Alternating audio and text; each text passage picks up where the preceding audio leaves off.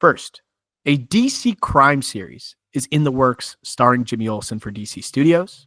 Dan Perrault, I think it's Dan Perot, and Tony Yacenda, who worked on American Vandal, will serve as showrunners. The show is going to follow reporters tackling cases involving superpowered villains. Gorilla Grodd will apparently be a central piece of this series.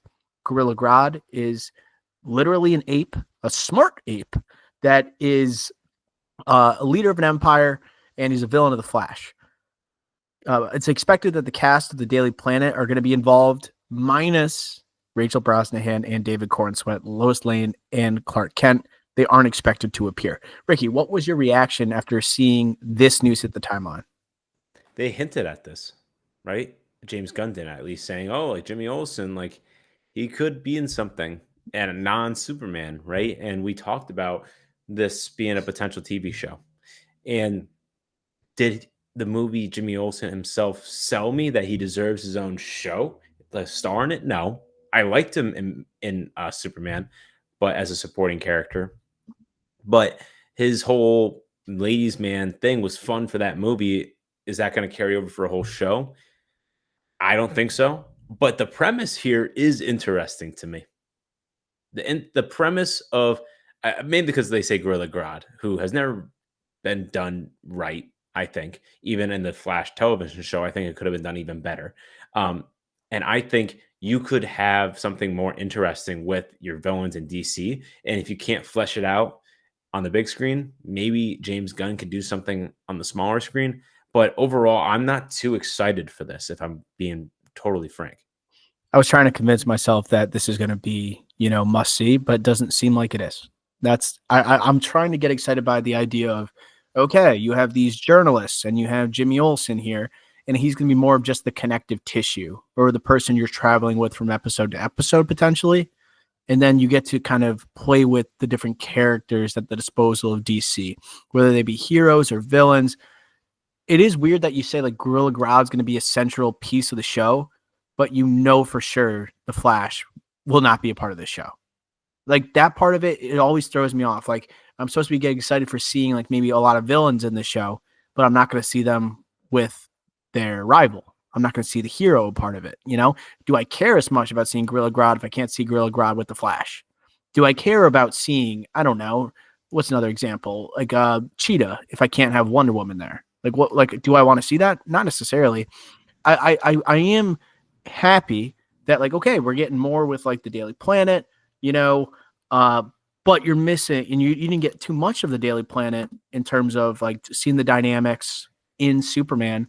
You didn't have Clark and Lois chopping it up as much at the Daily Planet with all the rest of their peers. So I don't know. You don't get them here, so it doesn't have me too enticed. And Rachel Brosnahan and David Cornsweet like pretty much confirmed to not appear in here or not expected to. Like that only makes me like kind of dislike this idea more. The last thing here, and I'll just throw it back to you.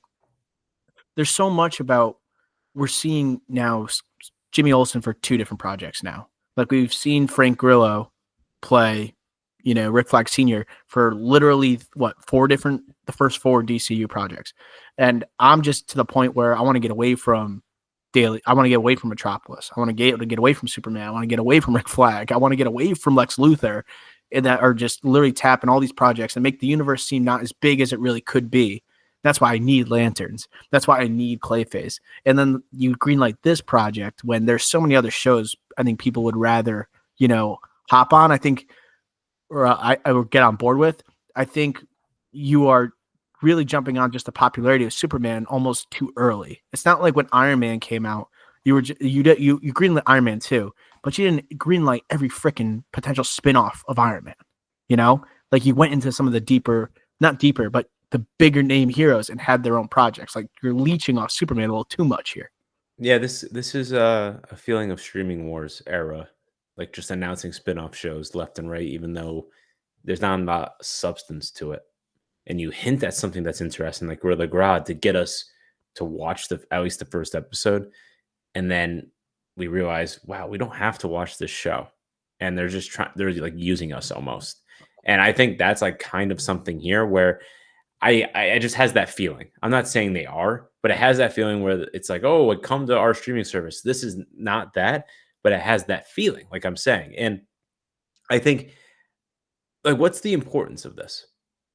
Like, I really want to know, like, what is the importance? Because there is so many more important things that DC has to build out the DCU than to do a DC crime series with Jimmy Olsen as your star. Like that there's so many other priorities that you could put resources to than this. So if there's nothing substantial to this, then I don't see why they're doing it. I could see this working as like an animated series, honestly. A fun kids spin-off. Not even, but it's animated. It's still connected to the universe, just like Creature Commandos was. So you make people aware that these people are part of the world. You don't have to worry about Gorilla Grodd. You're like, okay, how is this going to look? You don't have to worry about that if it's animation. Like you had Clayface appear in Creature Commandos, like fun little cameo. And all of a sudden, the movie's coming. You're like, how is this the same character? If it is the same character, some questions need to be answered there. But like Gorilla Grodd, you might work better. It's just making him part of an animated series rather than like a central figure in a live action, series. Maybe it's just that Creature Commandos connects to the DCU, where like literally it connects so much that the same people playing the animated characters are playing them in the live action whenever that comes to be, or like a Frank Grillo who literally refers to Creature Commandos at one point, so in the live action, Yeah. so in live action form. So that's where even if you do animation, you have now this precedent of, all right, well we have this in the universe, and now we need to carry over to that.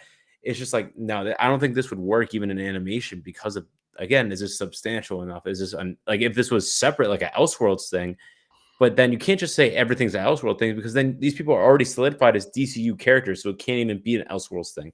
So that's why it's either you're in or you're out, and they're obviously in, but I just don't think it's enough to be in. Did Gorilla Grodd appear in Creature Commandos? I don't remember that. Like in Belle Reve?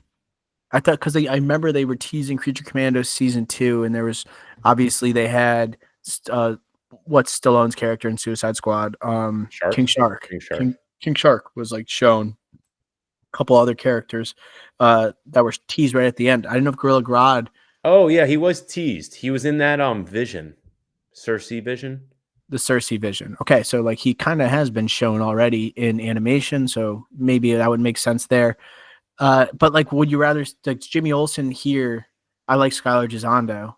I'm not sure how essential he is to the show. If he, because it's talking about a bunch of different reporters. Are there going to be reporters also outside of Metropolis that are a part of this show?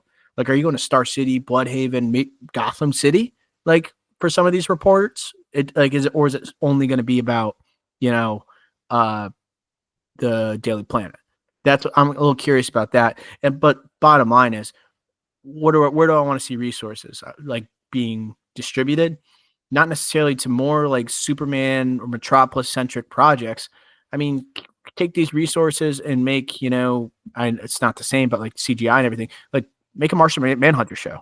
Like, why don't you do something like that? Why don't we go to different places? Why don't we do something like, Green Arrow? There's so many other characters that you could kind of attack rather than going back to Jimmy Olsen, who's like a fan favorite and a supporting role for Superman. It just seems like it's a little too early to just greenlight everything because Superman was a financial success.